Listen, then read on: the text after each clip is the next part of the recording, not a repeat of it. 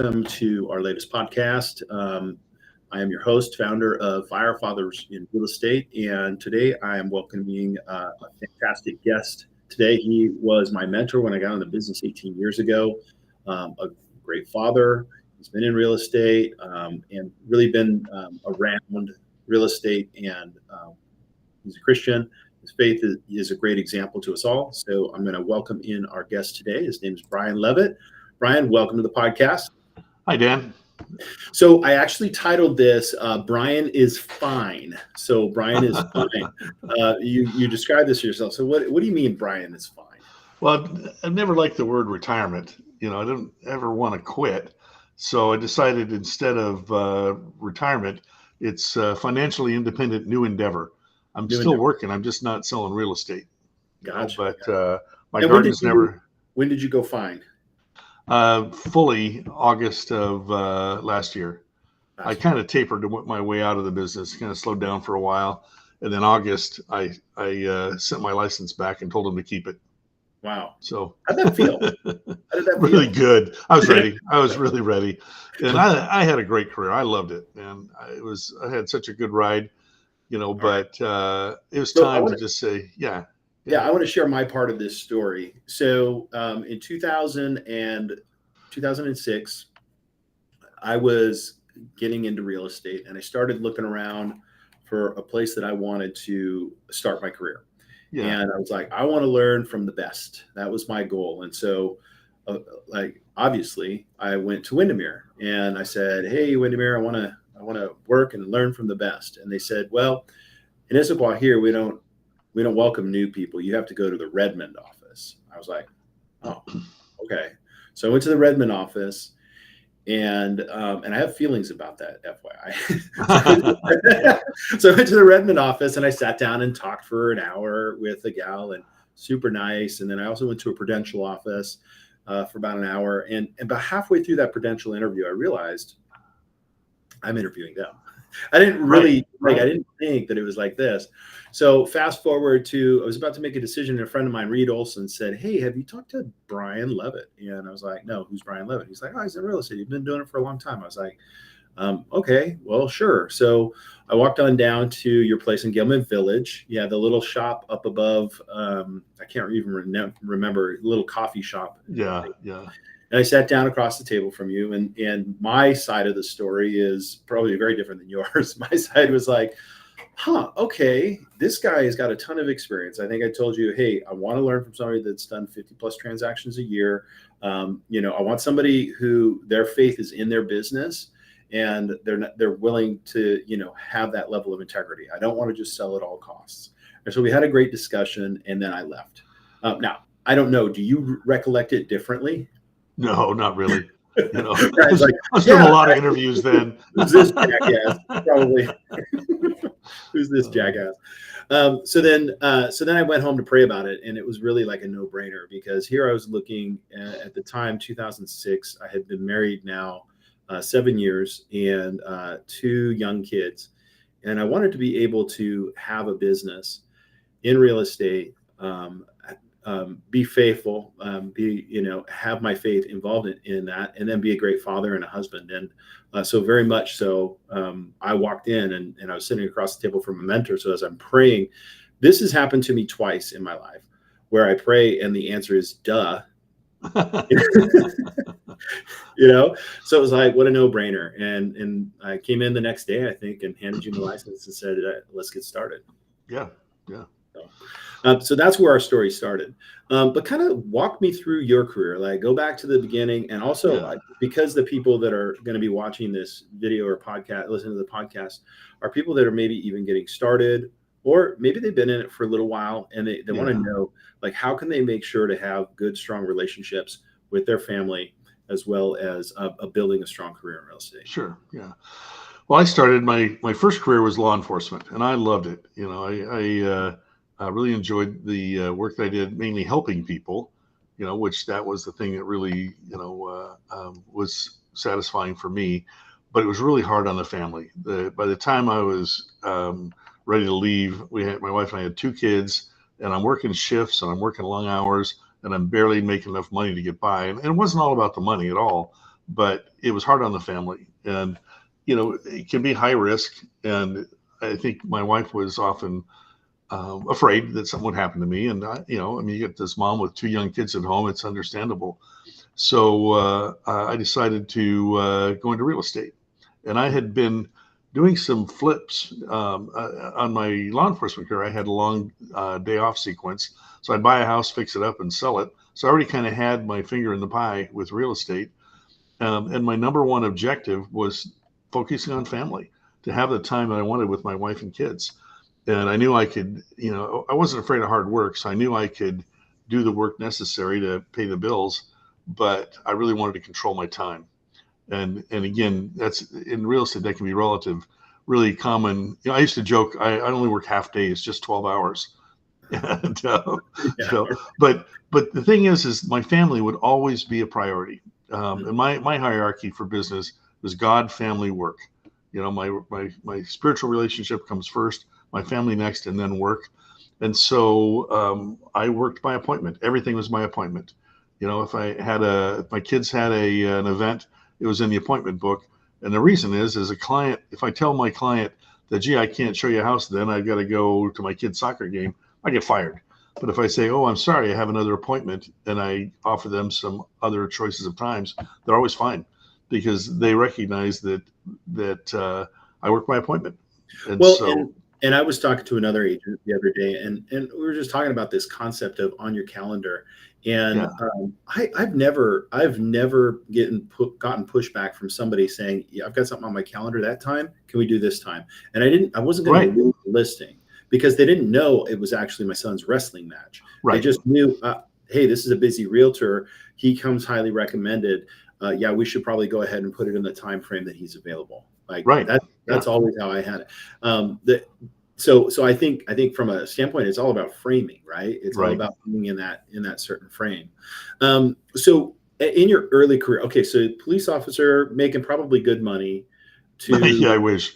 Not Yeah, I bad. don't know, but here's the thing: is there's a lot of people that find the security in that and don't see the Right. opportunity in this. So it wasn't easy right away, but I mean, how long before you were replacing that income that you were Oh making as gosh, an officer? 6 months.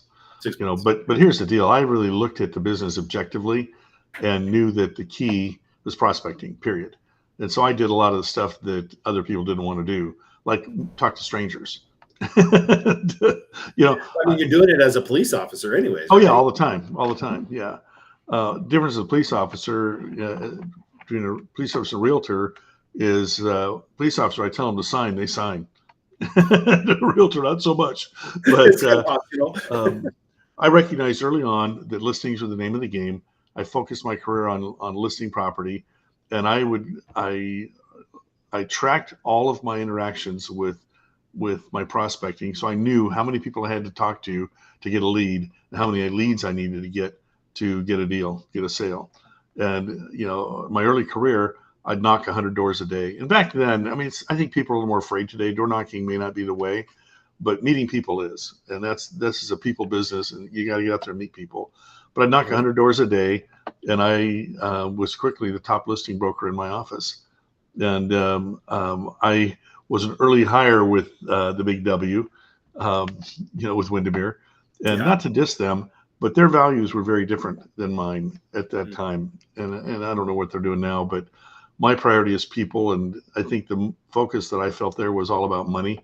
Mm. And I like making a good living. Everybody does, but people come first always. And You know, and along those lines, I think the culture is aligning yourself because this fire community is non-brokerage specific. yeah, It's right, open.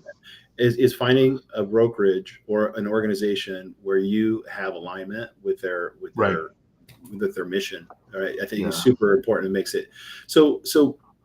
Where in the early stages, where did you look for strategies? Like you said, door knocking. Did that just Oh come to gosh. you, or where did you look for strategies? I actually, I mean, there was no training. I remember the first open house I did. It's like put up a sign and stand there and talk to people. It's like great. So I sought out people that were successful and asked them what they're doing, and most of them turned me down. But I had a handful of people that took time with me to just to point me in the right direction. And then the other thing I started doing was investing in my career. When I started, there was really very little sales training out there. But there was a guy that, back in the dark ages, Tommy Hopkins, and he had a seminar and, about selling real estate at a high level. And I went to his seminar and I drank the Kool-Aid. I bought his books, Yeah. which was tight. Money was tight for my family, but it was an investment. And I read the books and I listened to the tapes and I did what he said, and my production doubled overnight.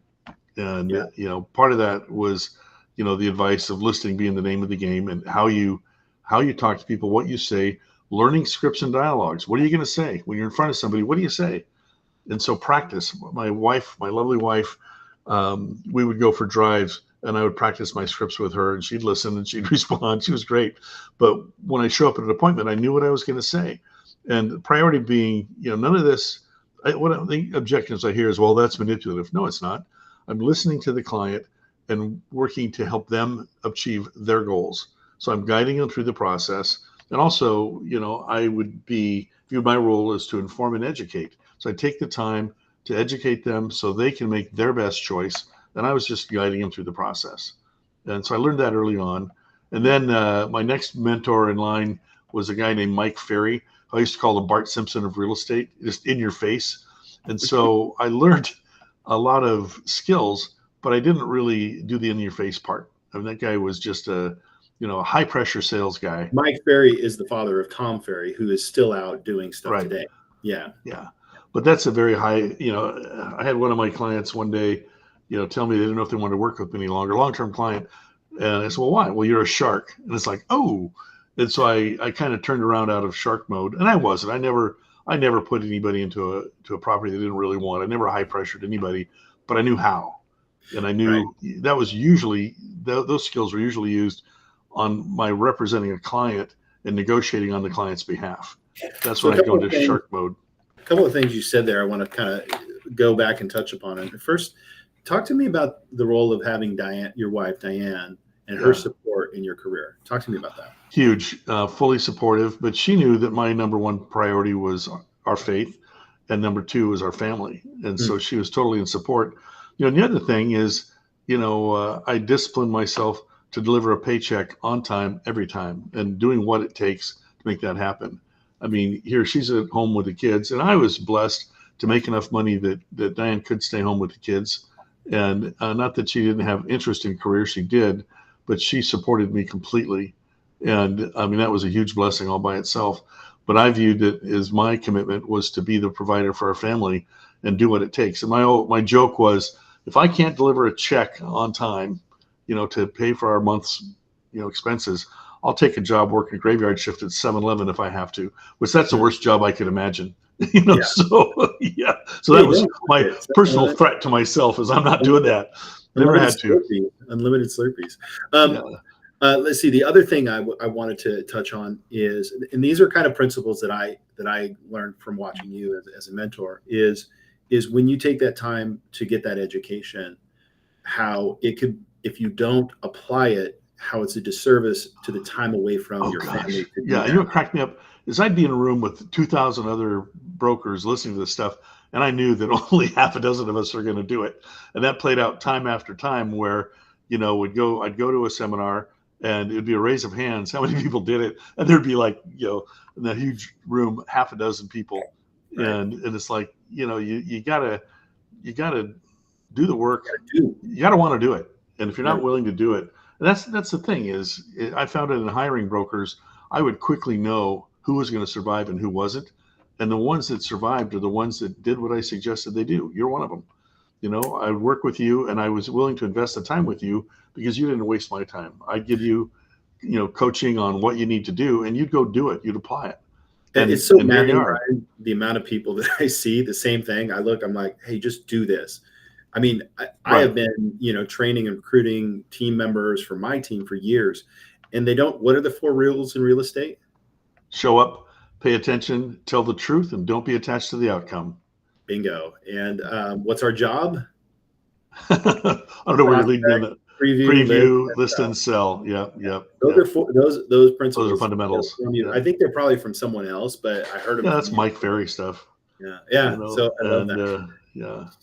But yeah, I always felt like, hey, if I have to take time away from my family to go to a convention somewhere on the weekends or whatever to get education, that if I didn't implement that in order to build my business better, then I had no right to do that. Right. Right. So I Right. treat it kind of, and I love this deliver a paycheck, right? Because the thing is it's commission and it happens when it happens, but that obligation to deliver a paycheck or I'm slinging Slurpees, right? In order Right. to deliver the paycheck. Well, the other thing too is I would never, even though I felt compelled to work to a level to be able to deliver that paycheck on time, I would never work with an unworthy client. If a client wouldn't work with me the way I wanted to work and needed to work, I'd thank him and move on. I'd rather prospect for a worthy client than spend any of my time working with an unworthy client. And one of the things I've learned over the years is hire a professional, a really good, skilled professional in anything that we're talking about, and do what they say. I mean, I mentioned to you before we went on the air here, I had a doctor appointment today. It went great. The doctor gives me advice. I'm going to do it. I have really great medical care. They tell me something, I'm going to do it. And because they're the pro, they know what they're doing. So if I had a client that wouldn't take my advice, I wouldn't waste my time with them. So I was always working with worthy clients. But here's the real secret: birds of a feather. People hang around with people like themselves. If I like my client, I'm going to like their friends, and they're going to refer me to their friends. So I'd always get calls from my escrow closer. You have the most amazing clients. Yeah, it's because I'm really picky. Mm, I'll never work for a jerk. yeah. And it was mutual respect and me genuinely caring for my clients' interests, always putting their needs first and genuinely caring. And And they I would would say know that. that working for a jerk thing is the problem is people end up choosing to work for a jerk because they haven't been doing enough lead generation They're not because they don't prospecting. have They enough can't offers. replace them. Yeah. Yeah. Yep. Yep. So they're Yeah. flying paycheck to paycheck, trying to figure it out, and they didn't do the right thing to be proactive to make sure that they had enough in their pipeline. And we can go on and on. All right, I want to pivot a little bit to your faith. Yeah. I love your faith story because when you told me it, I was like, "Whoa, that's interesting." So, um, talk to me about how you came to know Jesus. Oh gosh. Going way, way back. I was Way actually back, raised ancient times. ancient time, 5 years old, Mormon church, and they're telling me their Mormon story, and I'm thinking, nope, that I don't buy that, and I'm not going to get into details. I don't. I think it could be, I don't know, could hurt somebody's feelings, and I don't want to do Yeah, that. But I knew that what they were telling me wasn't the truth, and I understood. knew who. I think God revealed to me who Jesus is, and I became a Christian even before I ever walked into a Protestant church because I believe that I mean, again, no disrespect to any Mormon viewers out there, but my faith is different, and if somebody wants to reach out, I'll share that with them personally. But that really set me on the course to understand who God is and to love God. And So and fast see, here's a forward. key part of that ties into the career. Jesus dealt in relationships. He didn't deal in stuff. And so my focus, my career was dealing in relationships, just caring about people and really putting their needs ahead of my own. Because I found whenever I did that, I won in the end.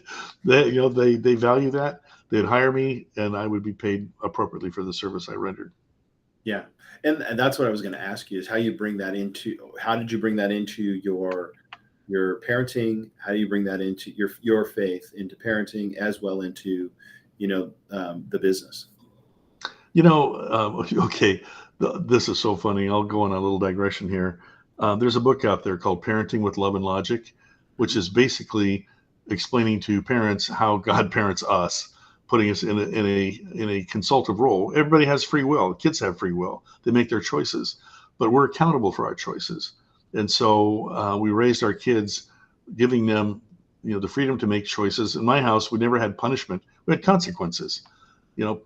Punishment, was just not a thing we did, but they were responsible for their choices. And I'm going here because that's how I dealt with my clients. I would, Ah, give them all their choices, but they're responsible for their choices. And right. if they were disrespectful to me, that's a choice. Bye, see ya. I'm not doing that. Yeah. And the kids responded well. I got 4 adult kids that are just awesome. They're all killing it. They're all doing great. They have amazing lives. They're happy, and they're close to my wife and I. Um, we're close to them, and so far so good. But Yeah. no, I think that we really parented them the way that God interacts with us, which was having free will and our own choices. Yeah. So somebody Excuse me. that is in well, like, where do you see this? I mean, you've seen a lot, 4 decades of change in real estate. Maybe you haven't been paying close attention since Oh, April, August, I but I'm have. sure you have. Yeah. So what do you see is the key? Obviously, prospecting, number one, is the key for anybody for success, is have a method. But tell me your thoughts on the market. Okay. Nothing ever really changes in real estate. You have all this commission stuff going back and forth. It's like people are pushing back because of buyer agency agreements. Yeah, I started doing that, in 1984. It's like, come on, it's not changing. Yeah. There's no secret weapons in real estate. There are none. Yeah. It's doing the basics and doing them well. And, I was talking to another broker recently, who was whining about it's so hard today. It's always been hard. So Hmm. you gotta meet people. There's a lady that I used to connect with down in Eugene, Oregon, Gladys Blum. Gladys, her husband took a job at the university there. She was a realtor already. She moved there, of course, with him and didn't know a single person. 2 years later, she's the number one broker in that part of Oregon, because she would go out every day with a pocket full of 25 business cards, and she wouldn't stop until she'd shaken hands and handed out 25 cards. And yes, where did you go? Anywhere I was. Went shopping. I would say hello to people and hand them a card and ask them if they ever need help. Give me a call. And that's all she did. Just met people. Yeah. And you know what's interesting about that is, I know of people who will do that one time. Yeah, right. The key there is, hey, whatever you are most comfortable with. If it is walking through public places and handing out your business card, great. Just know that the most intentional way to do it is to build relationships. So if Yeah. you're just handing out cards, that No. You got to follow up, and when you get you gotta the have some kind of inquiry. relationship. Yeah. If I talked to 100 people, I'd have 5 people that would respond. And of those 5, within 6 months, I'd convert one to a closed transaction and the other one within a year.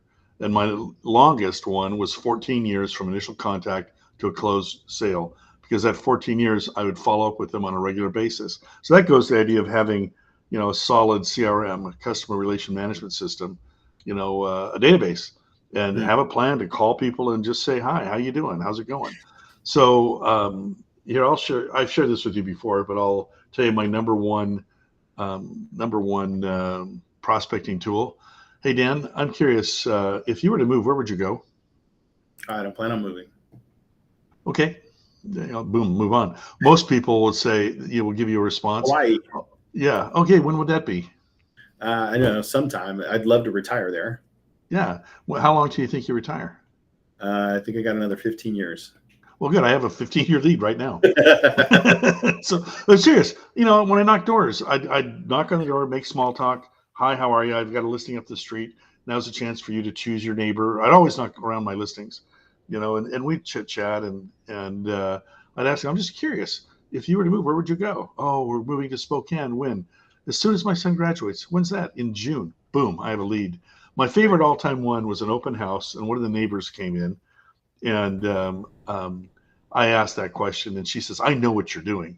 I said, what's that? You're just trying to get a lead. And I said, you're pretty smart, but I'm curious, answer the question. She says, they're going to bury me in the yard.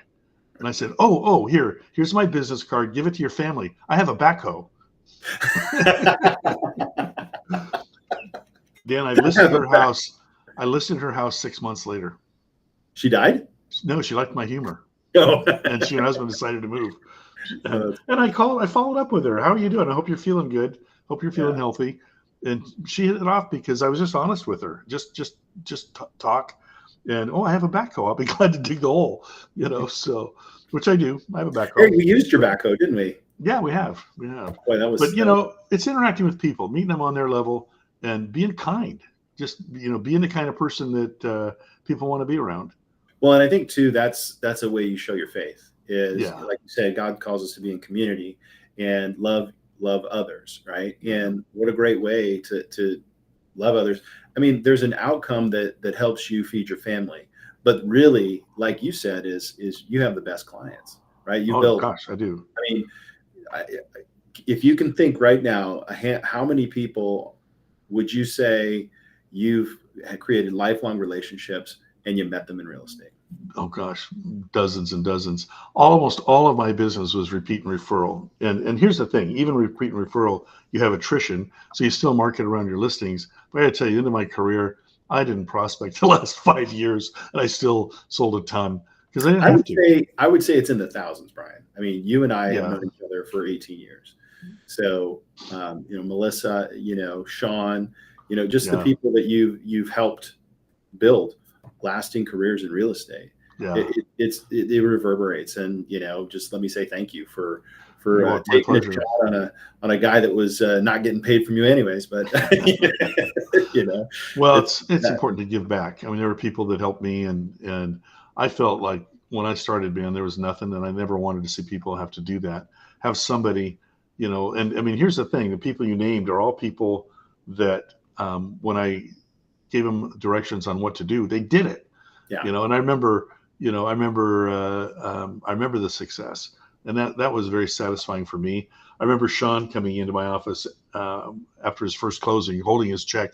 I've never had this much money in my life. And the guy, he lit on fire. He went to work yeah, because he liked the fact that he could be independent. He was living at home at that time, and this meant him moving out and starting his own life. And he's doing great. I yeah, think Melissa said, I get on the list. yeah. What I don't remember is the people that I tell them what to do, and they tell me why they weren't going to do it. Yeah, And their way was going to be way better, and it yeah, would work, and they had this smart new way of doing it. no, nothing ever changes. I don't remember if you recall, I had a book on my bookshelf behind my desk of how to make a profit selling real estate, written in 1906 here in Seattle, and it was basically a blueprint for what we still do. Same thing. Yeah. Except and just think, if you list this property, you could make $100. Wow. But $100 in a century ago, that was more. A lot of But money. still, you could make $100 Dollars. anyway. So, what are you doing with most of your time now? Oh gosh, I'm reading and goofing off. My garden's never looked better, Mm, and I've got a hobby business. I've got a sawmill. I'm milling lumber and working on building some projects. So if you need any, got a building project, let me know. I can hook you up. I Did got a you guys big finish pile. the kitchen remodel by chance? Oh, not yet, not Oh, yet. We've remodeled 4 of our rentals, oh, so they'll over in all be done Spokane. before my house does. Yeah, a couple over there and a couple over here. And okay, here's another secret to the business. You don't make money selling real estate. You make money owning real estate. If you're not buying real estate, you're wasting the best opportunity you'll ever have. You Yeah, know, I'm my so mad that I didn't do it sooner. I bought my first rental property 2 years ago, yeah, and I'm about to go on a tear right now. It's time to. it's It's really time. time. Yeah. And I find that like here we are here, stuff doesn't pencil that well. But decide on your parameters. I use a cap rate. I look at what the capitalization rate is, and that's how I'll make a buy decision. That's worked really well for me. And I've Yeah. got everything in management, so I don't even have to spend much time. But when it comes to a turn and remodel, I'll do that. But You think you can still make money on cash flow in Washington? oh yeah, absolutely, yeah. There's some markets that are better than other markets. Spokane has been a really good market, I think but Wenatchee should be pretty good. I think it's going to get better too. yeah, yeah. Hold, you've read Hold. Yep. Yep, it's a good primer. I'd say it's an intro book, but it's a really good book. But one of the things I would say is figure out what your objectives are and look for property that meets that objective. And the other thing too is don't be overly leveraged. And there's a lot of people that argue with me, and those people lost their rentals when the market turned, and I acquired Mhm. more. So you want to argue What that point? what's your definition of highly leveraged? Oh gosh, I've never been more than 50% on a property, Okay, but so you're going to get 50%. into fewer, but I make better deals. I'm looking for the deal, Hmm. but here's the thing: I purchased most of them later in my career, where I had the income to cash them out pretty fast. You Yeah, I know, think the getting in at 50%. I think you have to. The cool thing about real estate agents is we have access to homes before they hit the market. Right? yeah, Somebody calls you and says, "Hey, I want to do this," and they may want the convenience of just unloading it. And, Right. you have to look at everything. Hey, is this something I would buy? I Um, probably wouldn't go in more than 80% loan to value, because then okay. you're So skipping no your more, MI. so between 50 and 80 is kind of the Yeah. parameter. Well, most of them I just bought outright cash. And right now everything's free and clear, which that's my retirement, Yeah. so Bringing you cash flow. yeah. And so you went in and renovated them so that you can increase the rents. Right. Right. Yeah. Although, what's really funny is my wife and I, money isn't our highest priority. And I've had a number of, we just had one turn that the renter is so thankful. We kept their rents down far enough that they were able to save a down payment and buy a house. So we have Hmm. friends in life, and when we turn, we'll usually bring rents to market. But normally, and again, everybody's going to tell me I'm wrong on this, except I'm not. Um, we usually keep rents a little below market value because we don't have turnover. We don't have vacancy. We have people that take care of the place. They're afraid of losing them. But if the cash flow works for me, I don't mind being a little behind market. I'm not looking for every dime. I'd Yeah. rather have the convenience of not having them turn, not having vacancy, and have people that take good care of the property. So that's been a win for us. But again, when we turn them, I'll usually bring them closer to market. Gotcha. But I had maybe two in the last year that have turned where they were able to buy a house because we gave them enough room to save a down payment. So, affordability going forward. Yeah, I mean, cast your vision. Like, what would it take Washington State to get to a factor where it's not going the wrong direction in affordability? Interest rates are going to do what interest rates are going to do. I have an opinion about the growth management, but I don't know, Yeah. like, politically, if anything can be done. But, like, my belief is we need to figure out a policy that says here is our 50-year plan for having enough housing. And if Right. we really looked at a 50-year plan and said, here's what our growth rate is in the state, and here's what our current housing numbers are. How do we get to that? Because the last Right. I heard, we're like 100,000 doors short of what Right. we need, which drives that. So my opinion, based on my experience, is the number one enemy of affordable housing is government. Yeah. And my wife and I developed a property here in Sammamish that we wanted to put into affordable punitive. We couldn't do it. I mean, we could, but it'd be a foolish mistake. So we split it into, we did a 5-lot short plat, sold it, and used that to acquire additional income properties. But during that process, I remember talking to one of the Sammamish City Council members about what we're working on and getting his input. And so I said, here's the deal. You allow these tiny lots with these giant mansions, and we need to increase the number of units, not go to those. And he says, "Oh no, you don't understand. We don't want those people here in Sammamish. Oh, great. Oh, those people like our school teachers, our firefighters, the people that run our grocery store. You don't want those people. Right now, San Francisco has just had a big aha moment because they know, number one, they're going to have another big quake, and number two, the people that serve them don't live in the city. They're not going to be able to get in there. So the good news is that around the country, there's a movement towards the elimination of single family housing. So, excuse me, single family zoning. Yeah. I misspoke that. Minneapolis just passed an ordinance to eliminate single family. I'm not 100% sure on this, but my memory is that they did pass. I know they're working on it. Washington State Legislature has changed the rules to allow additional dwelling units, ADUs, on single family lots. And like for my property, we could put 2 here, and the city doesn't have a legal right to deny a permit to do that. If we were a couple blocks closer to transit, it could be 4. Mm. So the fact that these will be the objection is traffic, and Right. infrastructure. And Yeah. the truth is we don't have all the infrastructure we need, but you're going to see, like, Seattle has gotten way easier on detached accessory dwelling units, DADUs and ADUs, to increase the densities, which I think is a smart move. Do you want my honest, like, opinion? Because I like the infill. I don't have a problem with the infill, but a lot of people don't want to live that way. Right. They don't want to live in somebody's backyard, because that's what they are. That being Yeah. said, I'm going to build 2 of them in Everett if I can. That being Yeah. said, Good. but You should. like for reality wise, like what if we were to just dream big and say what could really be done? And our GMA, our growth management, right, in Washington State is so constrictive because we've got these green spaces that we want to keep green, and Right. we keep the urbanization, and it's city planning. It's stuff I don't know anything about, but I can envision, like, if we were to just do like a 5-year initiative where we actually push that back, and we really streamlined the process of permitting to where it was all environmentally safe. It all had the transit hookups directly into the main urban centers, and it was all smart cities that were planned. By cities, I mean neighborhoods, basically, all up and down the I-5 corridor. And you just did that in a 5-year thing, 5-year to get to, 500,000 homes. The price of homes would come down, and people Right. would want to move into these places. They don't have to be big McMansions, 3,500 No, square they feet. don't. Do that, but the average person would want about 2 to 2,800 square feet, right? And you build these cities where they've got smart nuclear power, they've got solar integrated, they've got wind, and all of those kind of things to bring the grid to that special locality.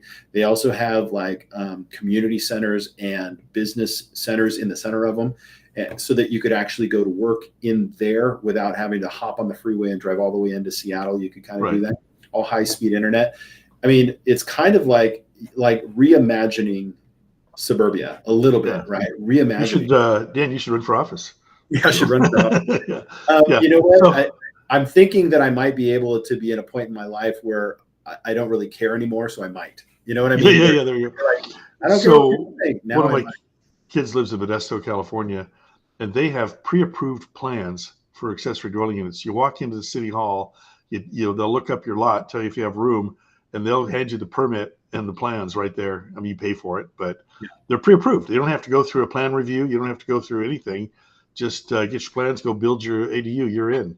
I think that's pretty how smart. it is in Seattle. And I'm telling you, so we'll revisit this in a year, but right now I'm starting that process to kind of walk through the process to basically have DADU with an ADU. So 2 1,000 square foot detached ADU off the back of my house.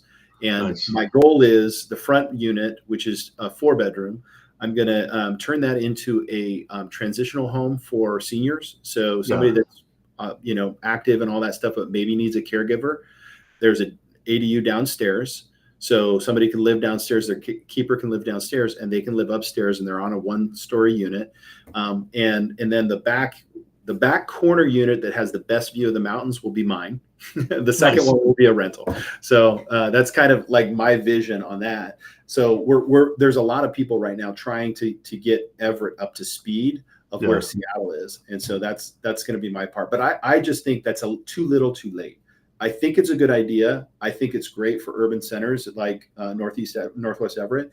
But I think, like, if we really want to solve this problem, and where housing isn't an issue anymore for anybody, where it's very affordable for everybody, the best way to do it is massive supply. Massive supply. Just get it out there. Yeah, the number one cure for homelessness is homes. Yeah, because that will do that trickle up effect. It'll lower rents. It will lower the cost of entry. But like you said, the biggest enemy is government. Like, in order to move that needle, we have to have some vision, a real vision of what we can build. I mean, I don't know why we don't have bullet trains all over the United States when we have countries like China that are communists that have the ability, and they just lay track and they don't care. And, it builds infrastructure. I don't want to be that way. But geez, we need to definitely get rid of some things that, like, isn't there a train, like a bullet train going from, isn't it? I don't know. It's like to nowhere for trillions of dollars in California or something like that. They're talking about building one to Las Vegas from Southern California. Oh, that'd be cool. But that's easy. It's interesting. When my wife and I were in Japan, we rode the bullet train. Shinkansen is what they call it there. You say bullet train, they look at you like, what? But it's amazing. I mean, it is just incredible. Have you done any international traveling recently? I mean, since you're not recently. Flying? No. We spent January and February in Hawaii, which we kind of like that. And nice. We were going to come home, but the weather was terrible here and nice there, so we stayed another month. Oh, so retirement has its advantages. Oh, that's nice. I thought about not coming home, but we'll I don't know, probably go back next year and spend some time. We liked it there. I'm going to But Scotland. oh, nice. Scotland next week. Yeah. Yeah. Well, Brian, thank you so much for the You're chat. welcome. Again, most importantly, thanks for being such a great mentor in my life. You're welcome. My pleasure. It's super valuable to have that in your life. And so, yeah, thank you. Don't go anywhere. I'll be right back. Okay. Sounds good. Thank you, Dan. End out the show here. All right. So, yeah, these are the kind of conversations that you have if you join our F.I.R.E network. We want to have great, deep mentorship opportunities. And so thanks for listening. Thanks for watching. Please hit the subscribe, like, and share this video with anybody that's struggling in real estate. We'd love to help them out. Thanks for listening.